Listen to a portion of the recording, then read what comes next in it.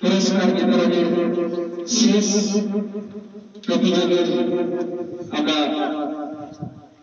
বিভাগে যে প্রথম স্থান অধিকার করেছে এবারতি মন্ডল মঞ্চে চলে এসে এবারতি মন্ডল মঞ্চে চলে এসে আছে এবারতি আছে এবারতি অধিবেশন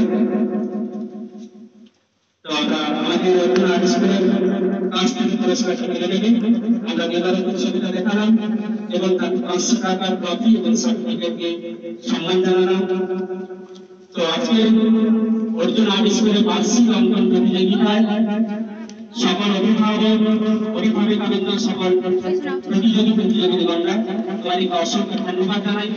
প্রত্যেকে সুস্থভাবে যাবে, কোনো তাড়াহুড়া করবে না, তোমাদেরকে আশীর্বাদ করি, তোমরা আরো এগিয়ে যাও। আর অভিভাবক